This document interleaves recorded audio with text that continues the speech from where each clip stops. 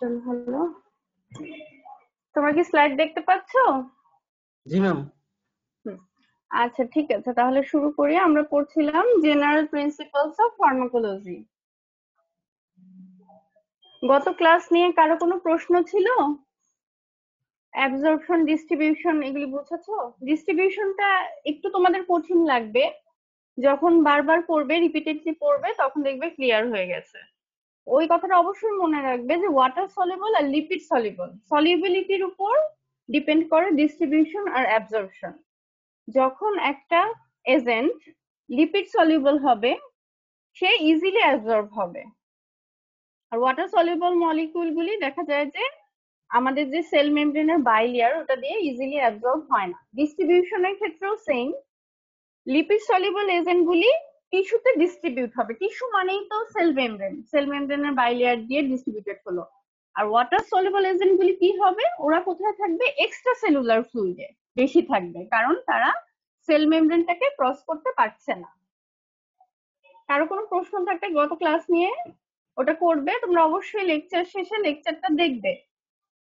যেদিন আজকে আমি ক্লাস নিব, আজকে একবার দেখবে, আবার নেক্সট উইকে ক্লাস নেওয়ার সময় স্যাটারডেতে তোমরা পুরো লেকচারটা একবার দেখবে। কোনো প্রশ্ন থাকলে লিখে রাখবে, আমাকে বলবে। ওয়াল অ্যান্টিবায়োটিক। বলো। গুড, তার মানে তোমরা দেখেছো। বলো, এই উইকটা চলছে এখন, শেষের ডাব্লিউটা হলো উইক। বলো, চেষ্টা করো, ইলাবোরেট করো। ওয়ার্ড আর উইক, মাঝখানে দুটো এ দিয়ে কি হয়? World Antibiotic Awareness Week. Antimicrobial awareness. World Antibiotic Awareness Week. Antimicrobial awareness. এই উইকটা এখন চলছে, 18 নভেম্বর থেকে শুরু হয়েছে, 24 পর্যন্ত চলবে। এটা প্রতি বছরই হয় এবং এটা একটা ইন্টারন্যাশনাল উইক। ইন্টারন্যাশনালি এখন এটা পালিত হচ্ছে।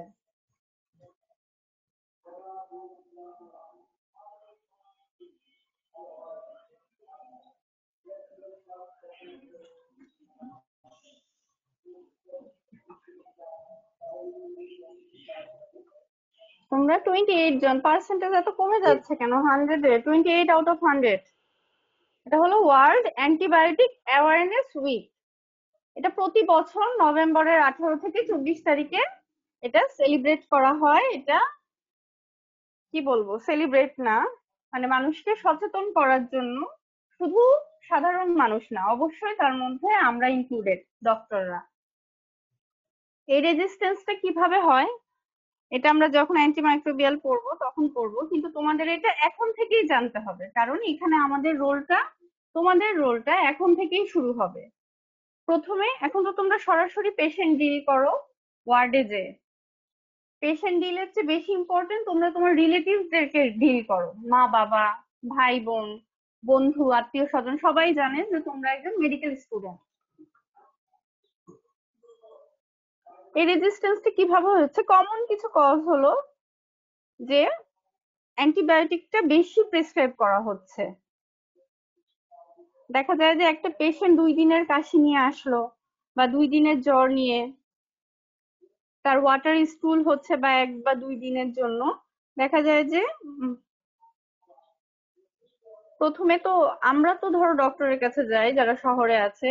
যারা ডক্টর অ্যাক্সেস করতে পারে না, তারা কি করে? ফার্মেসিতে যায়, একটা অ্যান্টিবায়োটিক দিয়ে দেয় ফার্মেসিতে যে সেলসম্যান, সেটাই খায়। একটা খেয়ে ভালো হয়ে গেলে আর খায় না। এভাবে ওভার প্রেসক্রিপশন আর ইনকমপ্লিট ইউজ, মানে ডোজটা পুরো হচ্ছে না, এইসব কারণে অ্যান্টিবায়োটিক রেজিস্ট্যান্স হচ্ছে। Patients not finishing their treatment.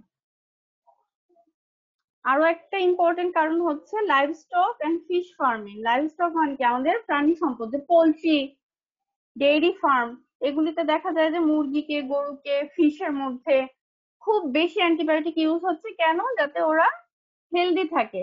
Infection হওয়ার আগেই প্রিভেনশনের জন্য ওদেরকে অ্যান্টিবায়োটিকটা দিয়ে দেওয়া হয়, যাতে ওদের গ্রোথে কোনো প্রবলেম না হয়, কোনো ইনফেকশন হয়ে মারা না যায়। প্রিভেনশন হিসেবে ওখানে অ্যান্টিবায়োটিকটা ইউজ হচ্ছে। এই কারণে দিন দিন গ্লোবালি দেখা যাচ্ছে যে অ্যান্টিবায়োটিক রেজিস্ট্যান্সটা বাড়ছে। আর অ্যান্টিবায়োটিক রেজিস্ট্যান্সে কি হয়? একটা ব্যাকটেরিয়া, আমাদের যে ধরো পরিচিত অ্যান্টিবায়োটিক পেনিসিলিন, এটা থেকে বাঁচার জন্য ও একটা ওয়ে খুঁজে নেয়। পরে দেখা যায় যে এই ব্যাকটেরিয়াটা তো গ্রো করে, ব্যাকটেরিয়া তো মাল্টিপ্লিকেশন হয় খুব র্যাপিড।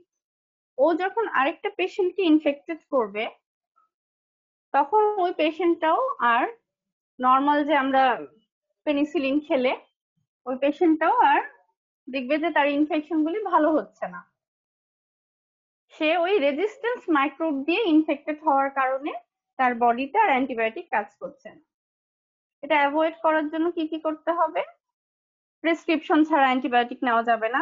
এন্টায়ার ডোজটা কমপ্লিট করতে হবে। তুমি তোমার রিলেটিভদের বুঝাবে, মা বাবাকে বোঝাবে যে 2টা ওষুধ খেয়ে যদি কাশি কমে যায় বা বেটার ফিল করে, তাহলে যাতে অ্যান্টিবায়োটিকের কোর্সটা বন্ধ করে না দেয়। অনেকে আবার কি করে, 2টা খেয়ে ভালো হয়ে গেল, বাকিগুলি রেখে দেয় ভবিষ্যতে খাওয়ার জন্য, যে আবার কাশি হবে আবার ওখান থেকে একটা ট্যাবলেট খেয়ে নিবে। ইভেন যে মানে সাধারণ মানুষ অনেক সময় অ্যান্টিবায়োটিক আর নর্মাল ওষুধের সাথে ডিফারেন্সটাও করতে পারে না, যে একটা সিপ্রো যে একটা অ্যান্টিবায়োটিক, এটা কেয়ারফুলি খেতে হবে। এটাকে সে প্যারাসিটামল বা আদার অ্যান্টিহিস্টামিনের মতো নর্মাল ওষুধ মনে করে। ওরা ডিফারেন্সটা ইভেন জানে না যে কোনটা অ্যান্টিবায়োটিক।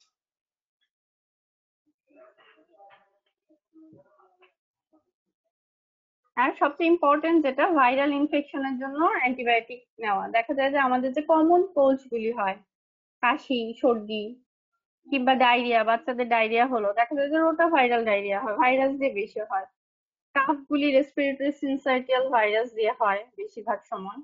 এক্ষেত্রে ইম্পর্টেন্ট কি, পেশেন্টকে তোমার কাউন্সিলিং করতে হবে। পেশেন্ট 2 দিন পর তোমার কাছে আসলো কাউন্সিলিং, তুমি কি কাউন্সিলিং করবে? যে এখন আমি আপনাকে অ্যান্টিবায়োটিক দিচ্ছি না, কারণ এটা ভাইরাস দিয়ে হতে পারে। আর আমাদেরকে অবশ্যই জানতে হবে যে ভাইরাল কাফের সিমটম আর ব্যাকটেরিয়াল কাফ, ব্যাকটেরিয়ার কারণে রেসপিরেটরি ট্র্যাক্ট ইনফেকশন হলে সিমটমের ডিফারেন্স কি।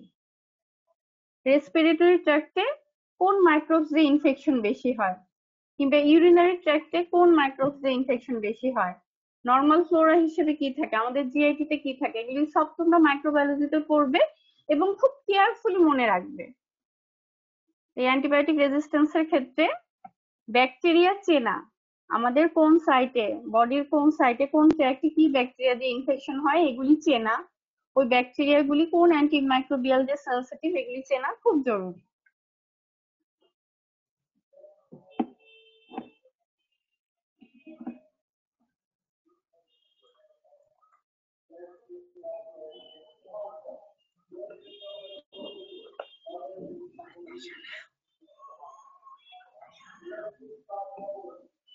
এখানে সাধারণ মানুষের জন্য কিছু অ্যাডভাইস দিয়ে অনেক লিফলেট বিতরণ করা হয়েছে। যদি পরিস্থিতি স্বাভাবিক থাকতো হয়তো তোমাদের মেডিকেল কলেজেও এটা পালন করা হতো, অ্যান্টিবায়োটিক অ্যাওয়ারনেস উইকটা। এই পরিস্থিতির কারণে এটা মেডিকেল কলেজে কলেজে পালন করা হচ্ছে না এখন।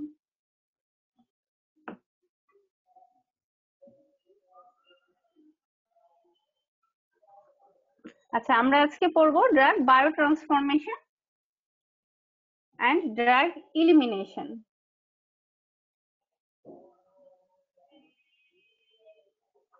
তার আগে তোমাদের 2টা পড়া থাকবে, যে তোমরা আমাকে নেক্সট ক্লাসে বলবে what is xenobiotic and what is drug elimination.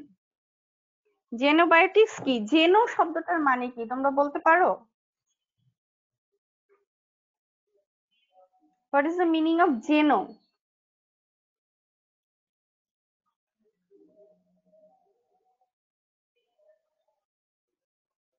তোমরা কি শুনতে পাচ্ছ আমার কথা? জি ম্যাম। আর বায়ো মানে কি? আমরা বায়োলজির ভাগ করেছি না, বায়ো মিনস লিভিং থিংস। জেনোবায়োটিক্স মানে আমাকে নেক্সট ক্লাসে বলবে, ভালো করে খুঁজে বইয়ে খুঁজে বা গুগল করে এটা বলবে আমাকে। এখন আমরা আসি ড্রাগ ইলিমিনেশন। আমরা স্টেপ ওয়াইজ কি পড়েছিলাম, যে ড্রাগের ডোজ ফর্মুলেশন গুলি পড়েছিলাম, ড্রাগ কি কি ফর্মুলেশনে পাওয়া যায়। তারপর পড়লাম যে ওই ড্রাগ গুলি আমি বডিতে ইন্ট্রোডিউস করব কি কি রুটে, সেটা ওরাল হতে পারে, প্যারেন্টারাল হতে পারে, আর টপিক্যাল হতে পারে। তারপর ড্রাগটা আমাদের বডিতে যে কি হবে, অ্যাবজর্পশন হবে। এগুলি হলো pharmacokinetics, what our body does to the drug. আমাদের বডি ওই ড্রাগের উপর কি কি ইফেক্ট করবে, অ্যাবজর্ব করবে ড্রাগটাকে। তারপর ড্রাগটা বিভিন্ন টিস্যুতে ডিস্ট্রিবিউটেড হবে। সাথে সাথে কি হবে, ড্রাগ মেটাবলিজম হবে এবং আমাদের বডি থেকে বের হয়ে যাবে। এই যে আমাদের বডি থেকে বের হয়ে যাওয়া ড্রাগটা, আউটসাইডে এক্সটেরিয়রে ড্রাগটা যে বের হয়ে গেল, এটাকে বলে ড্রাগ এক্সক্রিশন। এক্সক্রিশনের একটা মেইন রুট কি বলো, বলতে পারবে? কমন সেন্স, ড্রাগটা কি দিয়ে বের হয় আমাদের বডি থেকে বের হয়ে যাওয়ার রুট কি? হ্যাঁ, কিডনি দিয়ে, মেইনলি কিডনি দিয়ে, বাট নট অনলি। আর ড্রাগ ইলিমিনেশন বলতে আমরা মেইনলি বুঝি, ইলিমিনেশন মানে দুইটা শব্দ মিলে হয়, ড্রাগ মেটাবলিজম আর এক্সক্রিশন। মেটাবলিজমটা মেইন অর্গান হলো লিভার, মেইন অর্গান বলছি কিন্তু নট অনলি অর্গান। আর এক্সক্রিশনের মেইন অর্গান হলো কিডনি।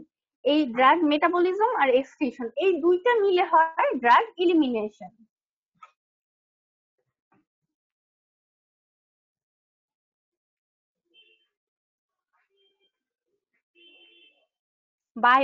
বায়ো ট্রান্সফরমেশন মিনস, এটা সহজ কথা বলতে গেলে molecular alteration of a drug within the biological system.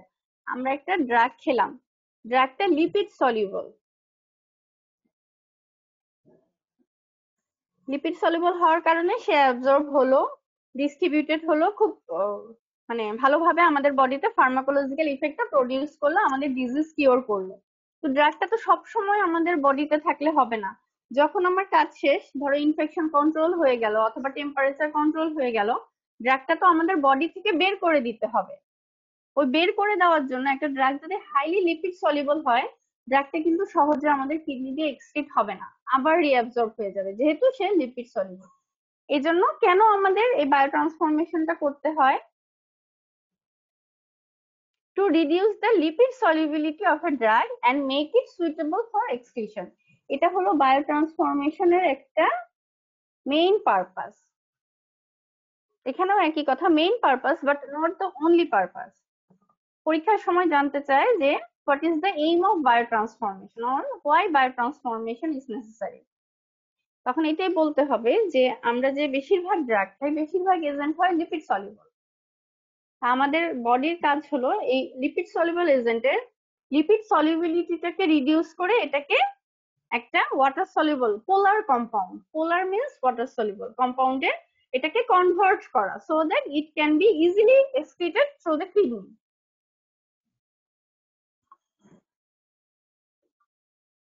তোমরা অবশ্যই একটা আলাদা নোটবুক রাখবে ফার্মাকোলজি লেকচারের জন্য। আর যেহেতু তোমাদের এখনো দেরি আছে, দিনে 24 ঘন্টার মধ্যে কিছু সময় রাখবে 4th ইয়ারের পড়ার জন্য।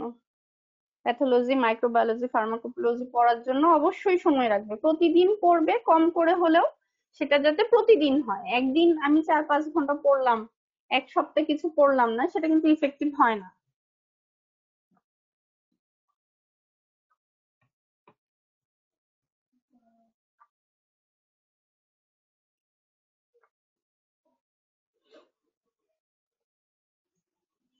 আমরা অ্যাবজর্পশনে আরো একটা টার্ম পড়েছিলাম যে আনআয়োনাইজড মানে কি।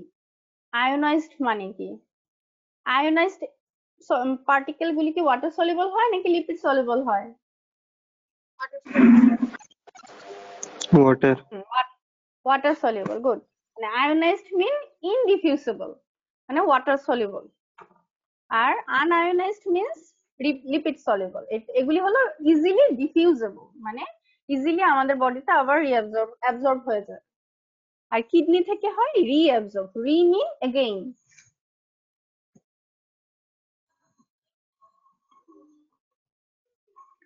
এখনো 50% হচ্ছে না পার্সেন্টেজ, অনলি 38%।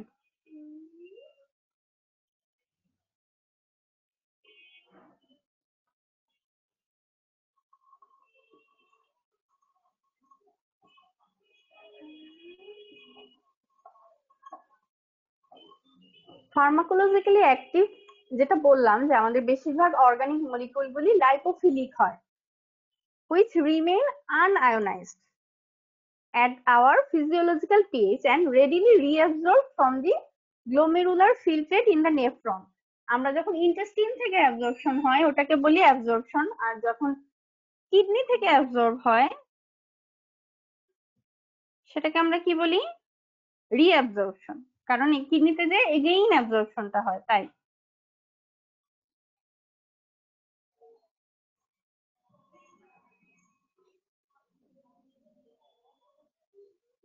আবার দেখা যায় যে কিছু কিছু লাইপোফিলিক কম্পাউন্ড প্লাজমা প্রোটিনের সাথে এত টাইটলি বাউন্ড হয়ে থাকে যে ওটা গ্লোমেরুলাস দিয়ে আমাদের নেফ্রনের যে গ্লোমেরুলার পার্টটা ওটা দিয়ে সহজে ফিল্ট্রেট হয় না। নেফ্রনের স্ট্রাকচার মনে আছে? নেফ্রন কি? এটা হলো কিডনির একটা ইউনিট, মনে আছে? গ্লোমেরুলাস, তারপর টিউবুলস গুলি বেশি দিন হয়নি জি ম্যাম। পড়েছো ফিজিওলজিতে, মনে আছে?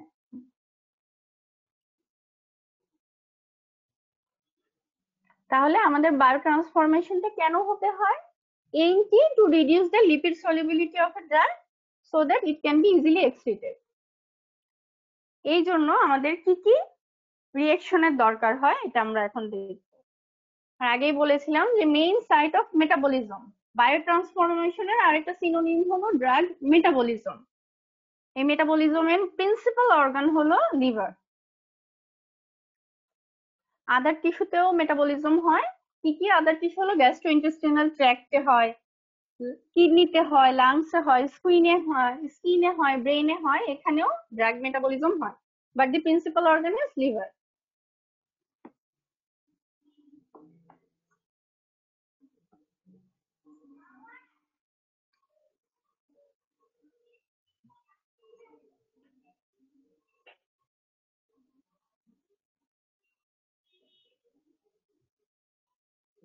মাঝে মাঝে কিছু এক্সাম্পল জানতে চায় যে লিভারে মেটাবলিজম হয় না, লিভারের চেয়ে বেশি ইন্টেস্টিনে হয়, এমন দু একটা ড্রাগের নাম বলো। এই নামগুলি তোমাদের জন্য নতুন, কিন্তু তবুও মনে রাখো: clonazepam, midazolam, chlorpromazine and cyclosporine. Clonazepam আর মিডাজোলাম হলো সিডেটিভ ড্রাগ। সিডেটিভ মিন্স ধরো ইনসমনিয়ার জন্য, ঘুম না আসার জন্য আমরা সাধারণত ব্যবহার করি সিডেটিভ হিপনোটিক। আর ক্লোরপ্রোমাজিন হলো একটা অ্যান্টিসাইকোটিক ড্রাগ, স্কিজোফ্রেনিয়া বা সাইকোসিসে ব্যবহার করা। এই চারটা drug, these four drugs are more extensively metabolized in the intestine than in the liver.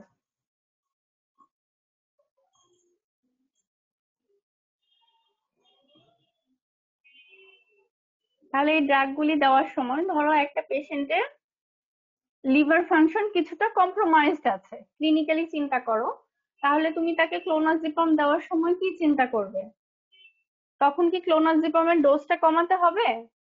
একটা লিভার ফাংশন কম্প্রোমাইজড পেশেন্টের ক্ষেত্রে, ধরো ক্রনিক লিভার ডিজিজ, যার লিভারের ফাংশনটা কমে গেছে, লিভার ফেইলিওর, নো ম্যাম। কারণ তার এই ড্রাগটা মেইনলি মেটাবলিজম হবে ইন্টেস্টিনে, তো এই ড্রাগটা তখন আর তোমার ডোজ অ্যাডজাস্টমেন্টের দরকার হবে না। এটা হলো ক্লিনিক্যাল সিগনিফিকেন্স। সবকিছু করার সময় ভাববে যে এই জিনিসটা আমার প্র্যাকটিক্যালি কি কি কাজে লাগবে। অবশ্যই পরীক্ষার জন্য, পরীক্ষা পাশের জন্য আমরা করি, কিন্তু পড়াটাকে দুই তিনটা ভাগে ভাগ করে নিবে, যে জানার জন্য, পরীক্ষা পাস করার জন্য, আর ক্লিনিক্যালি আমি এটা ফেস করব, সরাসরি ফেস করবো এই প্রবলেমটা। এই জন্য কিংবা এটা আমি পড়লাম, এটা আমার বাস্তব জীবনে কিভাবে আমার কাছে আসবে, সিনারিওটা নিজেরাই বানাবে।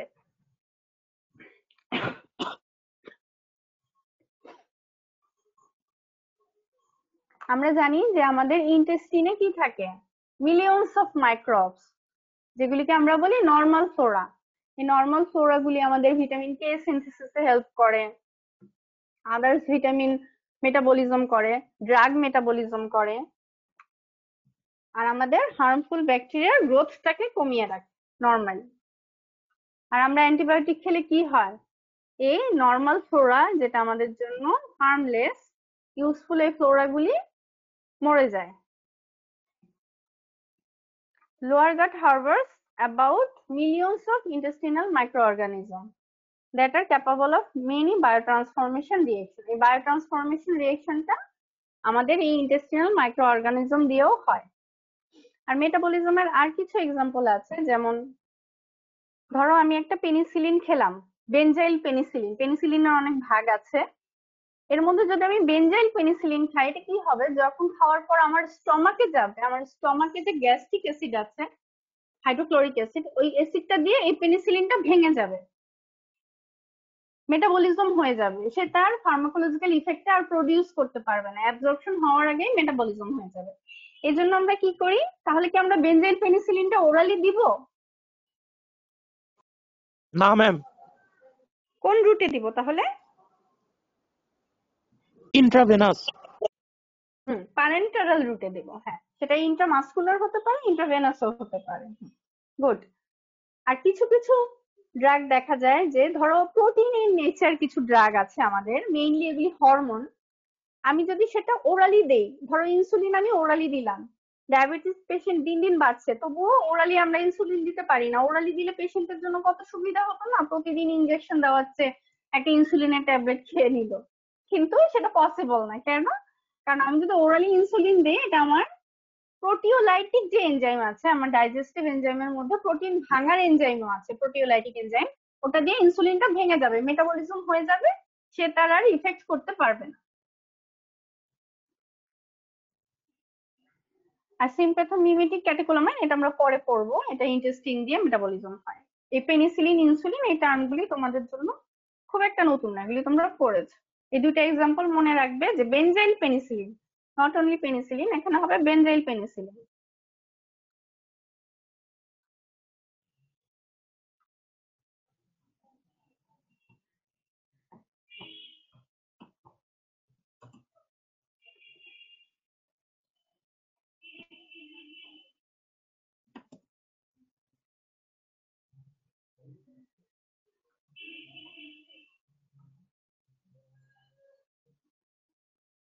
এখন আসো কি কি রিয়েকশনের মাধ্যমে এই বায়ো ট্রান্সফরমেশন হয়। মেইনলি বায়ো ট্রান্সফরমেশনের দুইটা রিয়েকশন হয়, একটাকে আমরা বলি ফেজ 1 রিয়েকশন, আর একটাকে বলি ফেজ 2 রিয়েকশন।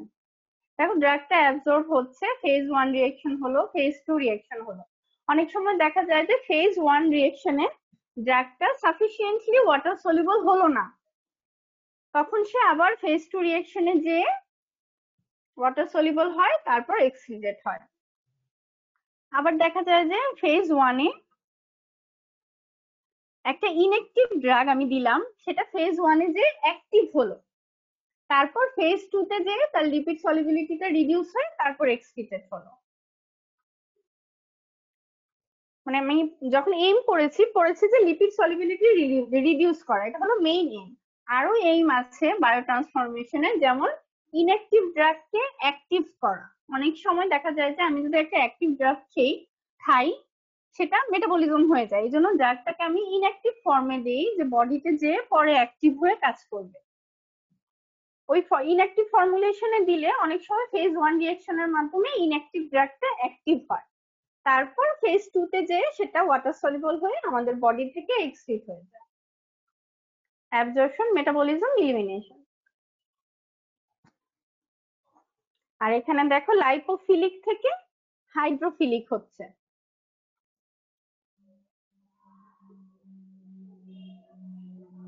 ড্রাগটা লাইপোফিলিক থেকে হাইড্রোফিলিক হচ্ছে এই ফেজ 1 আর ফেজ 2 রিঅ্যাকশনের মাধ্যমে হাইড্রোফিলিক হয়ে তারপর সে ইলিমিনেট হবে।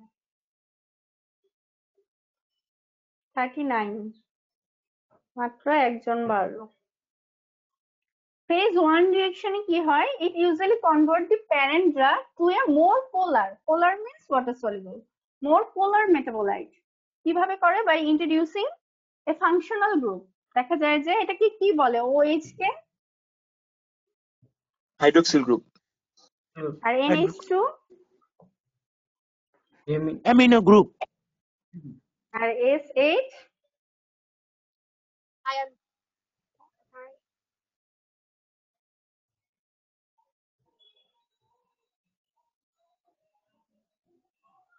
বলো, এই তিনটা দেখে নেক্সট ক্লাস আমাকে জানাবে।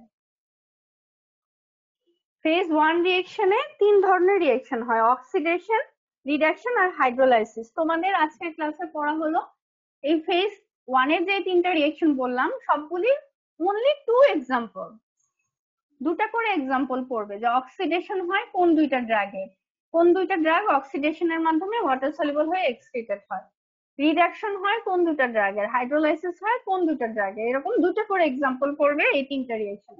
আচ্ছা, আমরা অক্সিডেশন রিডাকশন মানে জারণ বিজারণ, যারা আমরা বাংলা মাধ্যমে পড়েছি তারা পড়েছিলাম কেমিস্ট্রিতে যে জারণ বিজারণ বিক্রিয়া, এটা মনে আছে তোমাদের? অক্সিডেশনে কি হয়? অক্সিডেশনে ম্যাম ইলেকট্রন ছাড়বে আর রিডাকশনে ইলেকট্রন গ্রহণ করবে। অক্সিডেশন মানে হ্যাঁ ঠিক আছে, মানে হয় অ্যাডিশন অফ অক্সিজেন অথবা রিমুভাল অফ হাইড্রোজেন আয়ন। রিডাকশনে তার অপোজিট, removal of oxygen or addition of hydrogen ion. আর হাইড্রোলাইসিসে কি হয়, একটা ড্রাগ ভেঙে যায়, হাইড্রোলাইসিস ভেঙে যায়। তাহলে এই তিনটা ফাংশনাল গ্রুপের নাম পড়বে, আর অক্সিডেশন, রিডাকশন, হাইড্রোলাইসিস দুটা করে এক্সাম্পল পড়বে, যে দুটা করে ড্রাগ যা কিনা এই তিনটা রিয়েকশনের মাধ্যমে ওয়াটার সলিউবল হয়ে আমাদের বডি থেকে এক্সক্রিট হয়ে যায়। এটা গেল ফেজ 1 রিয়েকশন। ফেজ 2 রিয়েকশনে কি কি আছে?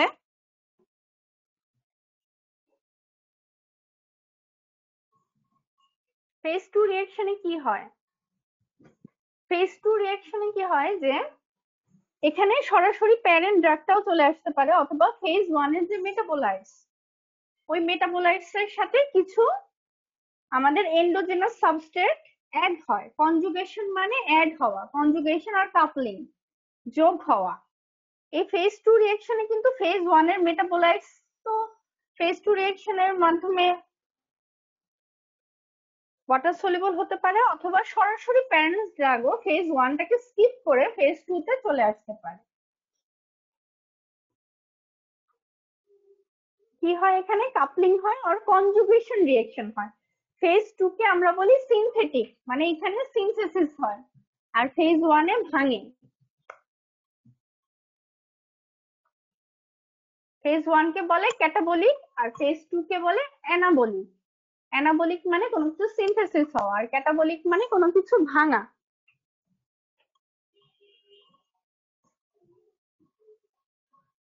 এখানে আমাদের টেক্সট বুক কেটজাং এর একটা টেবিল আছে, দেখো কি কি ফেজ 2 রিয়েকশন হয়। গ্লুকোরোনাইডেশন, এসব রিয়েকশনের নামটা অবশ্যই মুখস্থ করবে। Acetylation, glutathione conjugation, glycine conjugation, sulphation, methylation, water conjugation. রিয়েকশনগুলির নামগুলি লিখে নাও। কি কি হয়? Glucuronidation, acetylation, glutathione conjugation, glycine conjugation, sulphation, methylation আর ওয়াটার কনজুগেশন। আমি যেটা বললাম ফেজ 2 রিয়েকশনে কি হয়, আমাদের বডিতে কিছু এন্ডোজেনাস রিয়েক্টেন্ট থাকে, মানে এন্ডোজেনাস সাবস্টেন্স, ওর সাথে ওই মেটাবোলাইট গুলি যোগ হয়। গ্লুকোরোনাইডেশনে কি যোগ হয়? গ্লুকোরোনিক অ্যাসিড। এটা আমাদের বডির একটা এন্ডোজেনাস কম্পোনেন্ট, বডিতে আমাদের নরমালি থাকে। অ্যাসিটাইলেশনে কি যোগ হয়? Acetyl CoA. অ্যাসিটাইল কোয়েও আমাদের মাইটোকন্ড্রিয়াতে থাকে, ক্রেবস সাইকেল অথবা ফ্যাটি অ্যাসিড অক্সিডেশনের মাধ্যমে অ্যাসিটাইল কোয়ে আমাদের মাইটোকন্ড্রিয়াতে প্রডিউস হয়। গ্লুটাথিয়ন, এই গ্লুটাথিয়নটা মনে রাখবে, আমরা এই প্যারাসিটামলের যে টক্সিসিটি পড়বো এখানে গ্লুটাথিয়নটা ভেরি মাচ ইম্পর্টেন্ট। প্যারাসিটামলের আরেকটা নাম বলতে পারো? ইউএসএ তে প্যারাসিটামলকে কি বলে? প্যারাসিটামল বলে না, ওরা আরেকটা জেনেরিক্স ইউজ করে।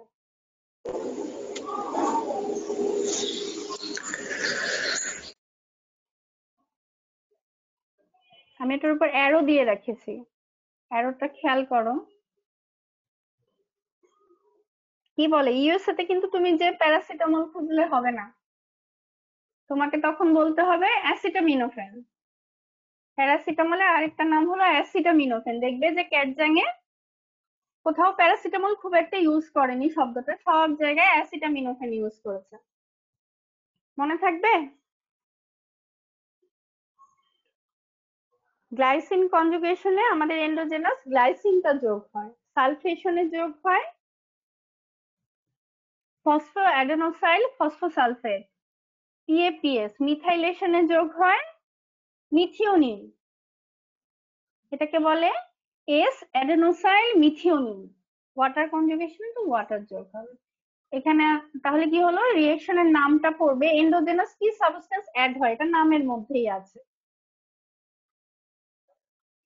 আর পড়বে যে এক্সাম্পল, এই তিনটা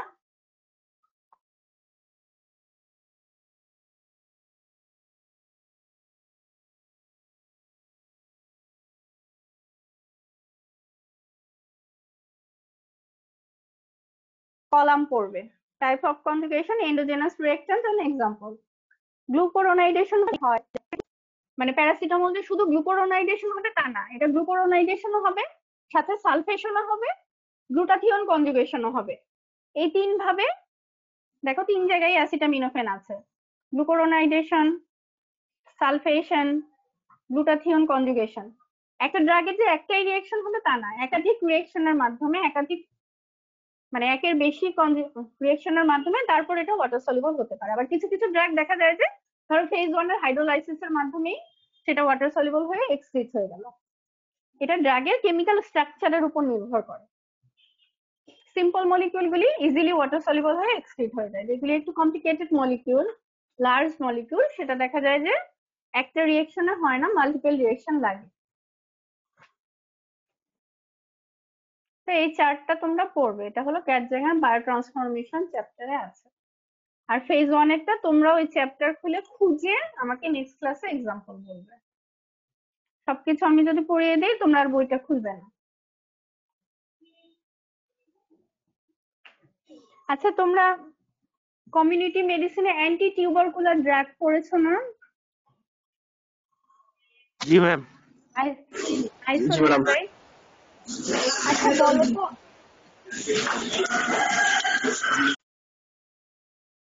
আমরা আইসোনিয়াজাইড যে দেই, আইসোনিয়াজাইড না, ধরো ইন্টেন্সিভ ফেজে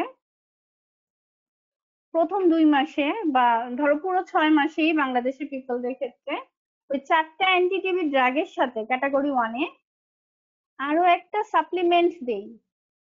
ওটা ঠিক ড্রাগ না, সাপ্লিমেন্ট বলা যায়। কি দেই? রিফাম্পিসিন, আইসোনিয়াজাইড, পাইরাজিনামাইড, ইথামবিউটল দিলাম, সাথে আরেকটা 10 মিলিগ্রামের একটা ড্রাগ দেই। ওটা কি? ওটা অ্যান্টিটিবি ড্রাগ না। স্ট্রেপ্টোমাইসিন। না, এটা অ্যান্টিটিউবারকুলার ড্রাগ, সেকেন্ড লাইন। একটা ভিটামিন দেই। Vitamin B6, পাইরক্সিন। হ্যাঁ, এটা কেন দেই? এটার বিশ্লেষণটা কি তোমরা পড়েছো? এক্সপ্লানেশনটা? ওই যে গাউট প্রিভেন্ট করা যায়। পেরিফেরাল নিউরোপ্যাথি করে।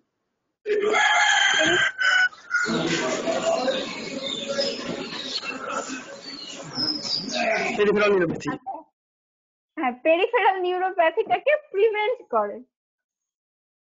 আইসোনিয়াজাইডের ক্ষেত্রে 2 ধরনের অ্যাডভার্স ইফেক্ট হতে পারে। একটা হলো হেপাটোটক্সিসিটি, আরেকটা হলো পেরিফেরাল নিউরোপ্যাথি।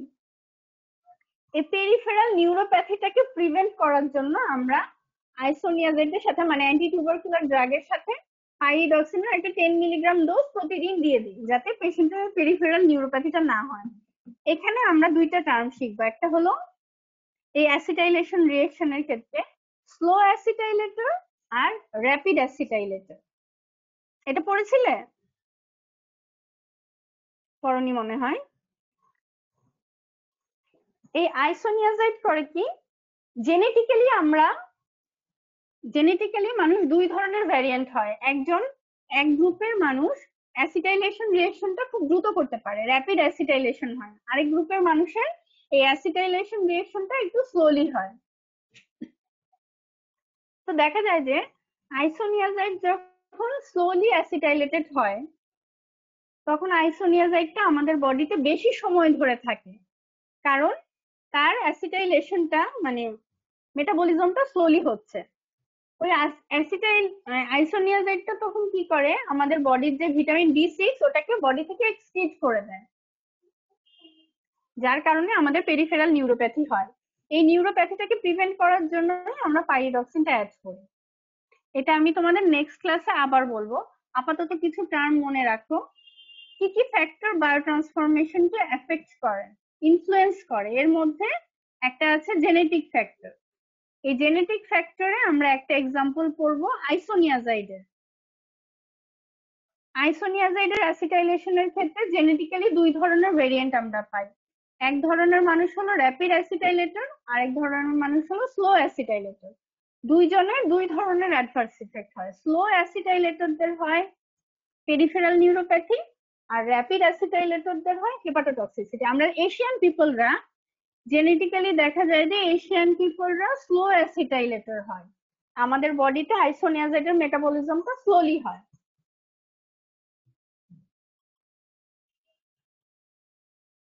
এই অ্যাসিটাইলেশন রিঅ্যাকশনের মধ্যে তোমরা আইসোনিয়াজাইডের এক্সাম্পলটা অবশ্যই বলবে। আর আইসোনিয়াজাইড হলো একটা এক্সাম্পল, একটা এক্সেপশন। এই ড্রাগটা প্রথমে কি হয়, ফেজ 2 রিঅ্যাকশনে যায়, তারপর ফেজ 1 রিঅ্যাকশনে আসে। আমরা কি পড়েছি যে আগে ফেজ 1 হবে, ফেজ 1 এ ওয়াটার সলিউবল না হলে ফেজ 2 তে যাবে, তারপর ওয়াটার সলিউবল হয়ে বের হবে। অথবা কোন একটা ড্রাগ সরাসরি ফেজ 2 তে চলে আসে, প্যারেন্ট ড্রাগ। এই যে এখানে আমরা মাত্র পড়লাম parent drug or phase 1 metabolise. এই প্যারেন্ট ড্রাগের এক্সাম্পলে কি বলবে, আইসোনিয়াজাইড। যে আইসোনিয়াজাইড প্রথমে ফেজ 1 রিঅ্যাকশনে চলে আসে, তারপর এটা ফেজ 2 রিঅ্যাকশনে প্রথমে আসে, তারপর এটা ফেজ 1 রিঅ্যাকশন হয়। ফেজ 2 রিঅ্যাকশনে আইসোনিয়াজাইডের কি হয়, অ্যাসিটাইলেশন হয়। আর ফেজ 1 এ যে হাইড্রোলাইসিস হয়ে ওয়াটার সলিউবল হয়ে এক্সক্রিটেড হয়। এটা হলো একটা এক্সেপশন, যে আগে ফেজ 2 তে আসবে, তারপর ফেজ 1।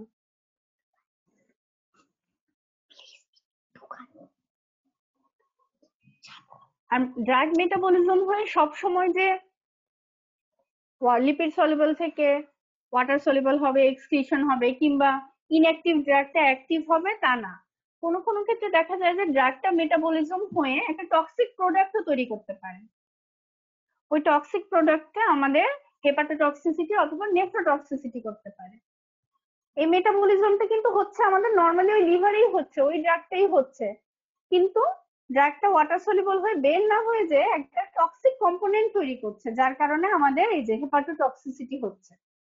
যখন আইসোনিয়াজাইড ধরো ওভারডোজ হলো, কিংবা র্যাপিড অ্যাসিটাইলেটররা আইসোনিয়াজাইডকে খুব বেশি দ্রুত মেটাবলাইজ করে ফেললো, তখন একটা হেপাটোটক্সিক এজেন্ট ফর্মেশন হবে, যা কিনা আমাদের লিভার সেলকে ইনজিউর করবে।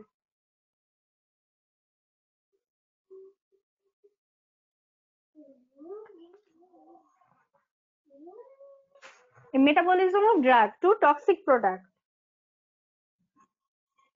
এর মধ্যে একটা বললাম আইসোনিয়াজাইড। এখন আমরা আরেকটা এক্সাম্পল পড়বো, অ্যাসিটামিনোফেন। আচ্ছা আমাকে বলো তো, ফরেনসিক মেডিসিনে যে টক্সিকোলজি পড়েছো, ওখানে paracetamol poisoning পড়েছিলে?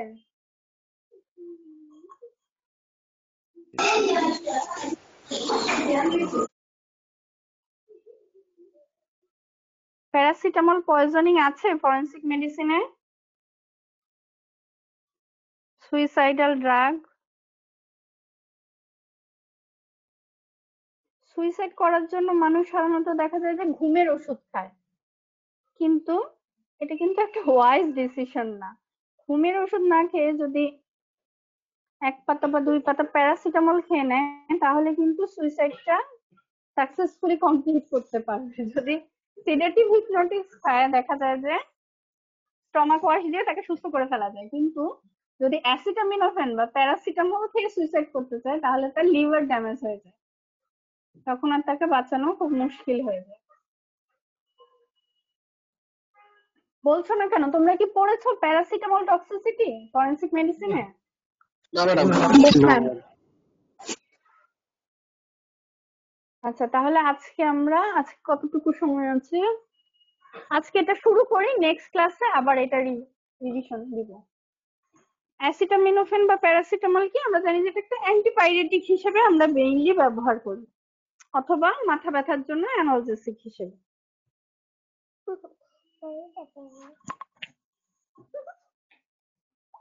It is quite safe in therapeutic dose. Therapeutic dose-টা কি 1.2 গ্রাম per dose for an adult. এটা হলো প্যারাসিটামল বা অ্যাসিটামিনোফেনের থেরাপিউটিক ডোজ 1.2 গ্রাম। 1.2 গ্রামে কয়টা ট্যাবলেট হবে? আমাদের প্যারাসিটামল ট্যাবলেট গুলি নরমালি কত মিলিগ্রাম হয়? 500 500 মিলিগ্রাম তার মা- 500 mg. 10 মিলিগ্রাম। তার মানে আমরা 1.2 গ্রাম মানে হলো দুইটা ট্যাবলেট সাথে আরেকটা ট্যাবলেটের কোয়ার্টার কোয়ার্টার না, তার চেয়েও কম। মানে ধরো দুইটা ট্যাবলেট, এটা হলো একটা ডোজ হিসেবে, থেরাপিউটিক ডোজ হিসেবে সেম অ্যাসিটামিনোফেন। কখন এটা টক্সিসিটি ক্রিয়েট করবে? যখন চিলড্রেনের ক্ষেত্রে 150 টু 200 মিলিগ্রাম পার কেজি, অথবা অ্যাডাল্টের ক্ষেত্রে 7 গ্রাম একদিনে, 7 গ্রামের বেশি, মানে এট এ টাইম সে 7 গ্রামের বেশি খেয়ে নেয়, তাহলে এটা পটেনশিয়ালি টক্সিক। আর যদি 10 গ্রাম খায়, তার মানে হেপাটোটক্সিক।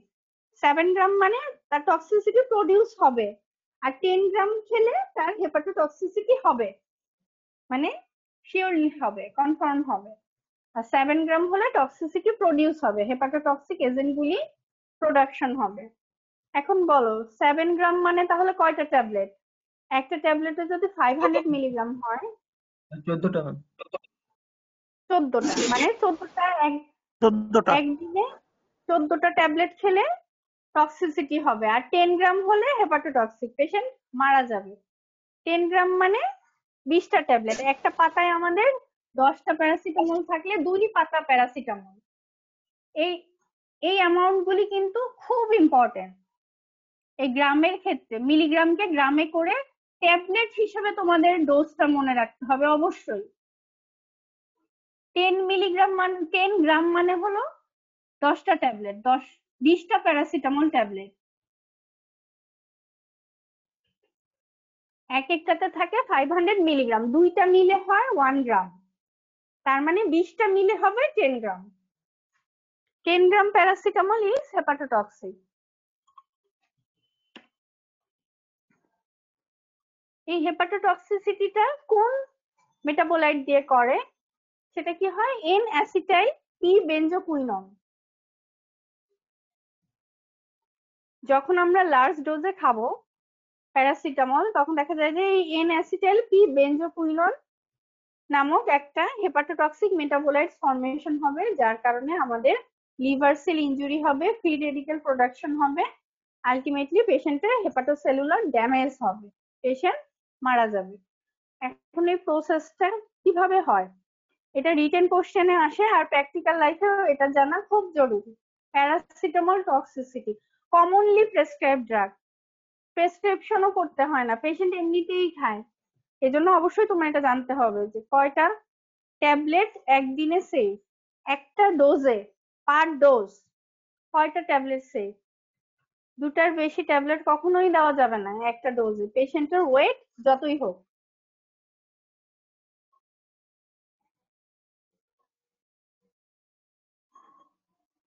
আমরা যখন প্যারাসিটামল নর্মাল ডোজে খাই, দেখা যায় যে এটা দুইটা রিয়েকশন হয়। একটু আগে আমরা ফেজ 2 রিয়েকশন দেখলাম,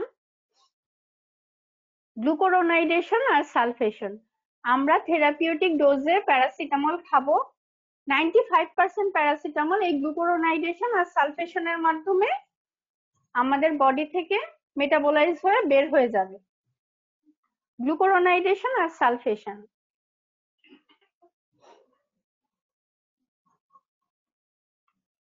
Paracetamol normally undergoes glucuronidation and sulfation, which make up to 95% of the total excreted metabolites.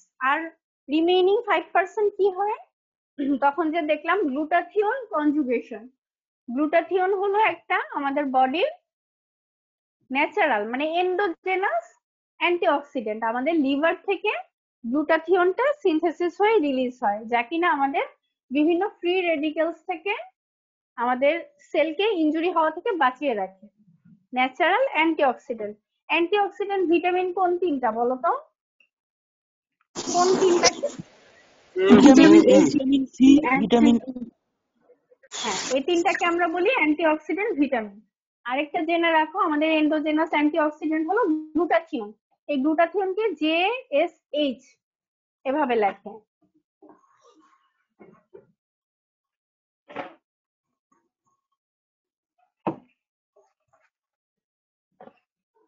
তোমাদের কি 12টার সময় ক্লাস আছে? জি ম্যাম। জি ম্যাম। আচ্ছা, তোমরা কি করবে, টেক্সট বুক থেকে আজকে তোমাদের আমি কি কি পড়া দিলাম, ফেজ 1 রিঅ্যাকশন গুলি, ফাংশনাল গ্রুপের নাম পড়বে, অক্সিডেশন, রিডাকশন, হাইড্রোলাইসিসের দুটো করে এক্সাম্পল পড়বে, লেকচারটা 2-3 বার করে পড়বে, আর বায়োট্রান্সফরমেশন চ্যাপ্টারে অ্যাসিটামিনোফেনের টক্সিসিটি, এই যে হেডলাইনটা হলো metabolism of drugs to toxic product. এখানে প্যারাসিটামল টক্সিসিটি, এটা একটুখানি জাস্ট একবার পড়বে, এই ফিগার দুটা দেখবে। এই দেখো, এটা হলো একটা প্যারাসিটামল, গ্লুকুরোনাইডেশন হচ্ছে, সালফেশন হচ্ছে, আর গ্লুটাথিয়ন কনজুগেশন হচ্ছে। যখনই প্যারাসিটামল আমার বডিতে ওভারডোজ হয়ে গেল, গ্লুকুরোনাইডেশন সালফেশন প্রসেসটা স্যাচুরেটেড হয়ে গেল, তখন আমাদের বডির যে গ্লুটাথিয়ন, এটা চেষ্টা করবে যে ওই টক্সিক ডোজের প্যারাসিটামলটাকে মেটাবলিজম করার জন্য। কিন্তু দেখা যায় যে যখন গ্লুটাথিয়নটাও শেষ হয়ে যাবে, রিপ্লেট হয়ে যাবে, আমাদের লিভার থেকে কন্টিনিউয়াস সিনথেসিস হচ্ছে, কিন্তু যখন ইমব্যালেন্স হয়ে যাবে, মানে প্যারাসিটামলের ডোজের সাথে আর সে ব্যালেন্স করে তাকে ইউটিলাইজ করতে পারবে না, তখন কি হবে, ওই এন অ্যাসিটাইল পি বেঞ্জোকুইনন প্রোডাক্টটা বেশি তৈরি হয়ে আমাদের লিভার সেলকে ড্যামেজ করে দিবে। সাথে কি প্রোডাকশন হবে, রিঅ্যাক্টিভ অক্সিজেন স্পেসিস, মানে ফ্রি রেডিক্যালস।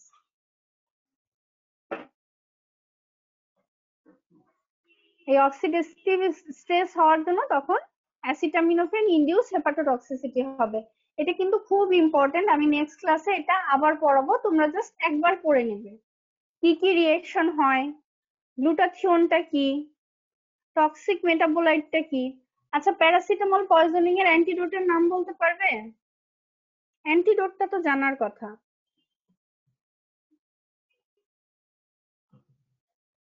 অ্যান্টিডোটটা খুঁজে পড়বে, ঠিক আছে?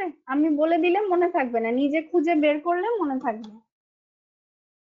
আজকে তাহলে ম্যাম ক্লাসটা, হ্যাঁ হ্যাঁ, এন অ্যাসিটাইল, বলো ঠিক আছে তোমারটা?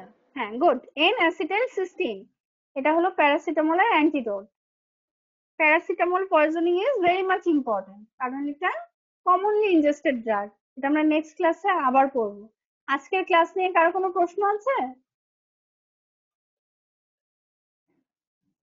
না ম্যাম। প্লিজ তোমরা আজকে একবার লেকচারটা পড়বে, আর স্যাটারডেতে, মানে নেক্সট সানডের আগের দিন স্যাটারডেতে অবশ্যই লেকচারটা পড়বে, কোনো প্রশ্ন থাকলে আমাকে করবে। আজকে তাহলে এই পর্যন্ত থাক, আল্লাহ হাফেজ সবাই।